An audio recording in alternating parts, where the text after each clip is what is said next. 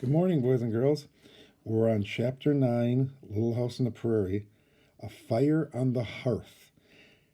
Yesterday we read the chapter Two Stout Doors, and remember, Pa and Laura built a door for the house and a door for the stable. And now we're going to learn about how Pa builds a fireplace.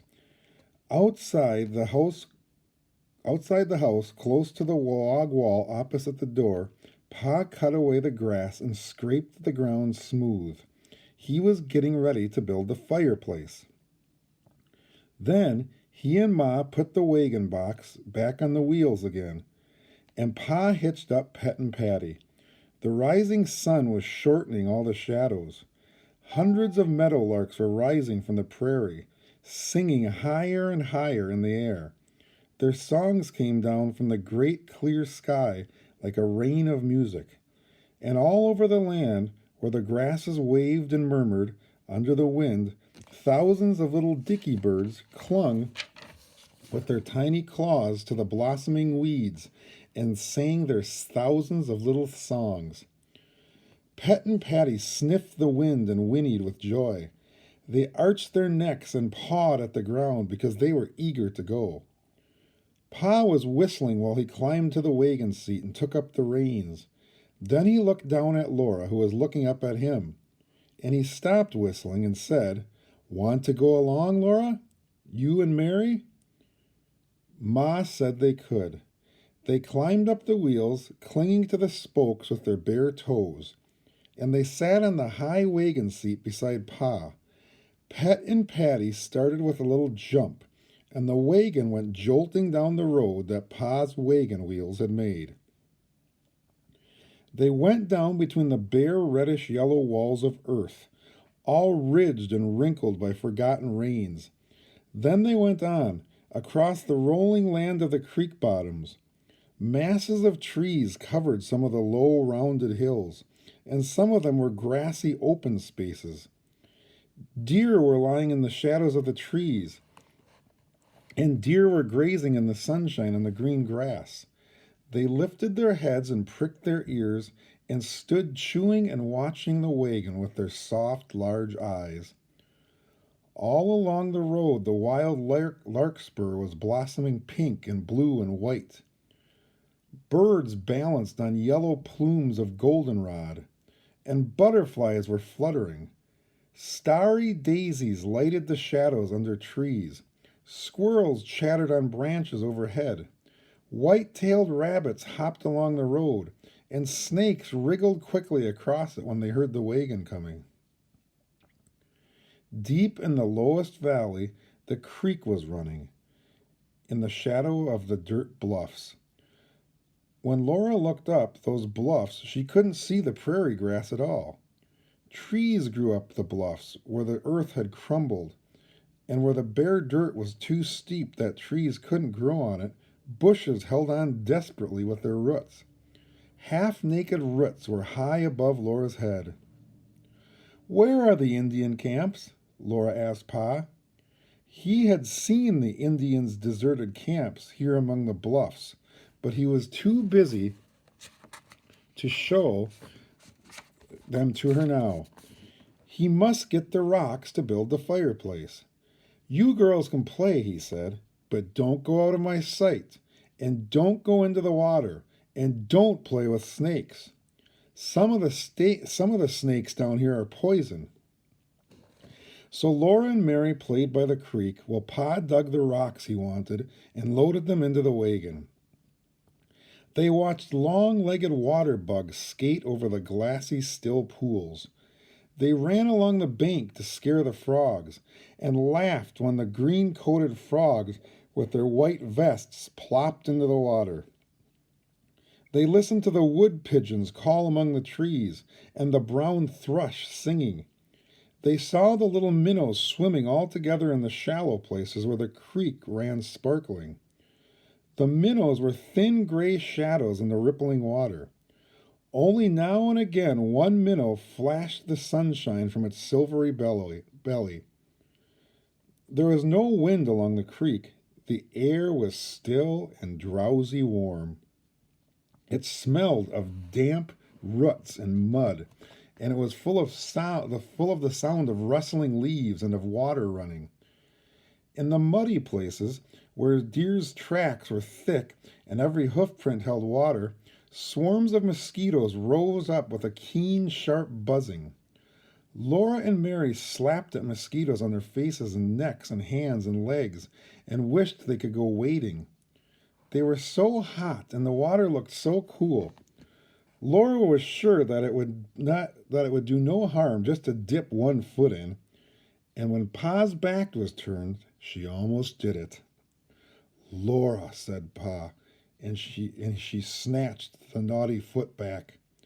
If you girls want to go wading, Pa said, you can do it in that shallow place. Don't go in over your ankles. Mary waited only a little while. She said the gravel hurt her feet, and she sat on a log and patiently slapped at mosquitoes. But Laura slapped and kept on wading. When she stepped, the gravel hurt her feet. When she stood still, the tiny minnows swarmed about her toes and nibbled them with their tiny mouths. It was a funny, squiggling feeling. Laura tried and tried to catch a minnow, but she only got the hem of her dress wet. Here's a picture of Laura trying to catch the minnows. Then the wagon was loaded. Pa called, "Come along, girls," and they climbed to the wagon seat again and rode away from the creek. Up through the woods and hills they rode again, to the high prairie where the winds were always blowing, and the grasses seemed to sing and whisper and laugh. They had a wonderful time in the creek bottoms, but Laura liked the high prairie best. The prairie was so wide and sweet and clean.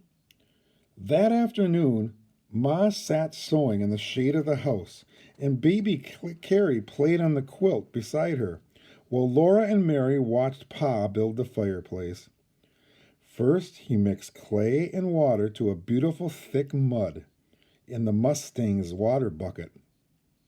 He let Laura stir the mud while he laid a row of rocks around the 3 sides of the space he had cleared by the house wall. Then with a wooden paddle, he spread the mud all over the rocks.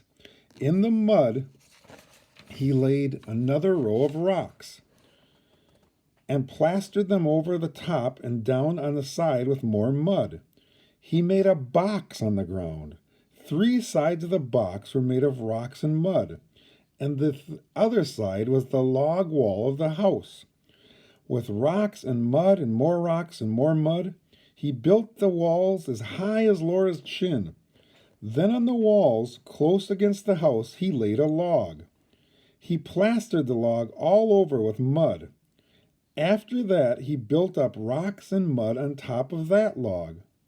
He was making the chimney now, and he made it smaller and smaller.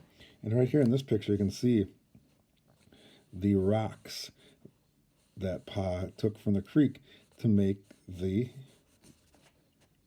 fireplace.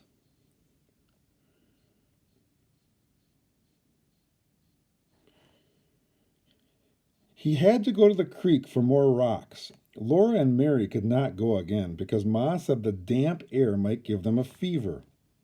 Mary sat beside Ma and sewed another block of her 9-patch quilt, but Laura mixed another bucket full of mud. Next day, Pa built the chimney as high as the house wall. Then he stood and looked at it. He ran his fingers through his hair. "You look like a wild man, Charles," Ma said. You're standing your hair all on end." "It stands on end anyway, Caroline," Pa answered. "When I was courting you, it would never lie down, no matter how much I slicked it with bear grease." That means that when they were dating. He threw himself down on the grass at her feet. "I'm plumb tuckered out, lifting rocks up there." "You've done well to build that chimney up so high all by yourself," Ma said. She ran her hand through his hair and it stood up more than ever. "Why don't you make it stick and daub the rest of the way?" she asked. So he's got to make the chimney go all the way up here so the smoke can get out. And there's Pa laying in the grass with his wild hair. Well, it would be easier, he admitted. I'm blamed if I don't believe I will. He jumped up. Ma said, "Oh, stay here in the shade and rest a while." But he shook his head. "No use lazing here while there's work to be done, Caroline. The sooner I get the fireplace done, the sooner you can do your cooking inside, out of the wind." He hauled saplings from the woods, and he cut and notched them and laid them up like the walls of the house, on top of the stone chimney. As he laid them, he plastered them well with mud, and that finished the chimney. Then he went into the house, and with his axe and saw he cut a hole in the wall. He cut away the logs that had made the fourth wall of the bottom of the chimney, and there was the fireplace. It was large enough for Laura and Mary and baby Carrie to sit in. Its bottom was the ground that Pa had cleared of grass, and its front was the space where Pa had cut away the logs. Across the top of that space was the log that Pa had plastered all over with mud. And here's a picture of what their fireplace looks like, boys and girls. So here's the chimney he was building outside, and then he cut away the wall on the inside of the house to open it up to make the fireplace. On each side, Pa pegged a thick slab of green oak.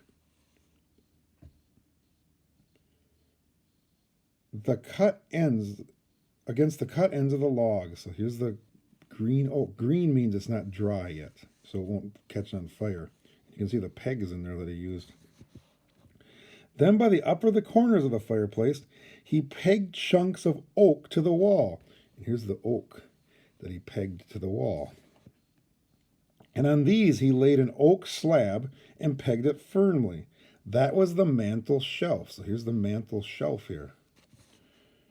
As soon as it was done, Ma set in the middle of the mantel the little China woman she had brought from the big woods.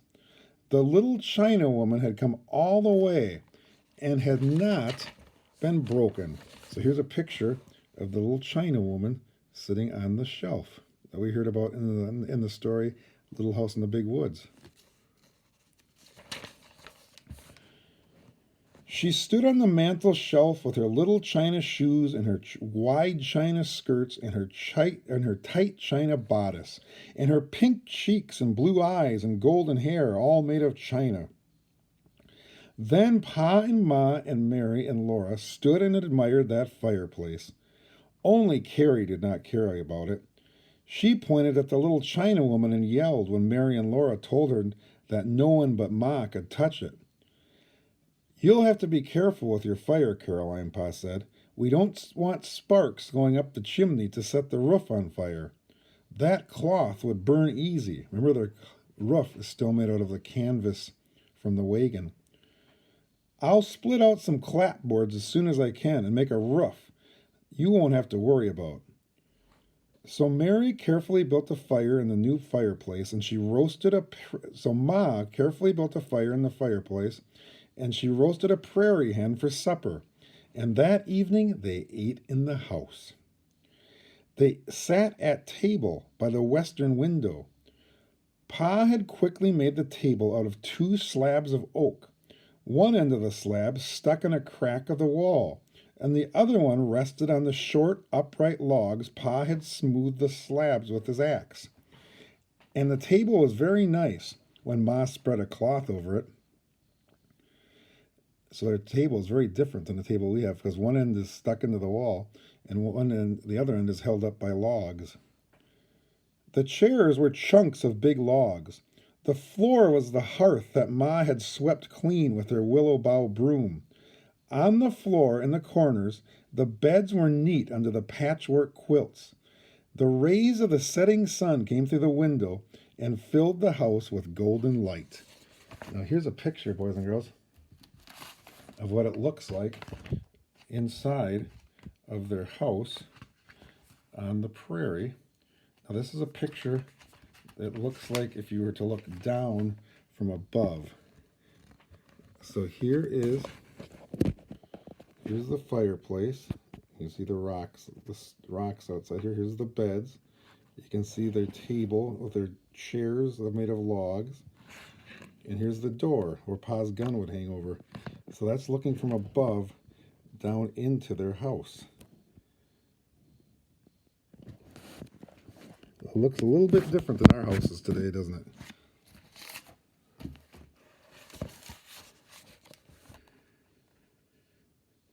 Outside and far, far away in the pink edge of the sky, the wind went blowing and the wild grasses waved. Inside, the house was pleasant. The good roast chicken was juicy in Laura's mouth. Her hands and face were washed and her hair was combed. Her napkin was tied around her neck. She sat up straight on the round end of the log and used her knife and fork nicely, as Ma had taught her. She did not say anything, because children must not speak at table until they are spoken to. A little bit different than today, isn't it, boys and girls? But she looked at Pa and Ma and Mary and at baby Carrie in Ma's lap, and she felt contented. It was nice to be living in a house again. And that is the end of chapter 9, Fire on the Hearth. So now Ma can cook inside the house, and they have a table and chairs to sit at so they can eat inside their house too, instead of having to sit on the prairie and cook and eat. Tomorrow we'll read chapter 9, or on Monday, chapter 10, again, a roof and a floor. So Pa's going to build a roof for the house, a real roof, and build a floor for the inside of the house. Ma will really like that, I bet.